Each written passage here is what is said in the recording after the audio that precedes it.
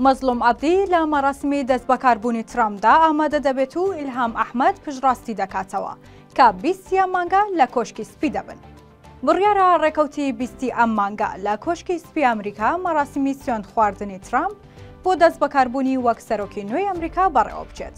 بەپێی و زانیاریانەی دەستی وارکەوتووە بڕیارە مەزلوم عەبدی فەرماندەی گشتی هێزەکانی سووریای دیموکراتیش لە مەراسمی دەستبەکاربوونەکەی ترامپدا بەشداری بکات. ئەمڕۆ چوارشەممە 15/2025 سەرچاوەیەکی باڵایەمنی بۆ تیوار ئاشکرای کرد. ژەنەڕاڵ مەزلوم عەبدی فەرماندەی گشتی هێزەکانی سووریای دیموکرات هەسەدا درەنگانی دوێنێ شەو سێشەممە 14/2025 لە فڕۆکەخانەی نێودەوڵەتی هەولێرەوە بەرەو ئەمریکا بەڕێکەوتووە.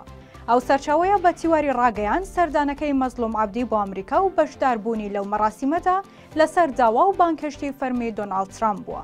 هەروەها بڕیارە لەم سەردانەیدا کۆمەڵێک پرس و بابەتی گرنگی سیاسی و ئەمنی لەگەڵ بەرپرسانی ئەمریکا تاوتوێ بکات.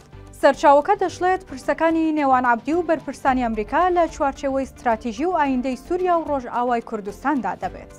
باسی لەوەش کرد لە ئێستادا هەرێمی کوردستان و ڕۆژئاوای کوردستان پەیوەندیەکی گەرمی سیاسیان هەیە و هەر ئەمەش وای کردووە کە مەزلوم عەبدی لە فڕۆکەخانەی هەولێرەوە گەشتەکەی بەرەو ئەمریکا بکات.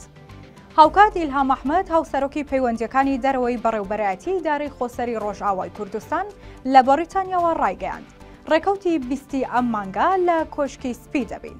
ئیلهام ئەحمەد لە وڵامی پرسیاری ڕۆژنامەوانێکدا دەڵێت ڕێکەوتی 20 ئەم مانگە بە بەشداری شاندێکمان لە مەراسمی سوێند خواردن و دەستبەکاربوونی دۆناڵد ترامپ لە ئەمریکا ئامادە دەبین. جێگەی ئاماژەیە لە مەراسمی سوێند خواردنەکەی دۆناڵد ترامپدا کەسایەتیە سیاسی و بەناوبانگەکانی جیهان بەشدار دەبن. بەڵام مەزلوم عەبدی تەنیا کەسێکە کە جیا لە سەرۆکی وڵاتان وەکو سەرۆک و سەرکردەیەکی دیاری کورد لە ئاستی جیهانی لەو مەراسیمەدا ئامادە دەبێت.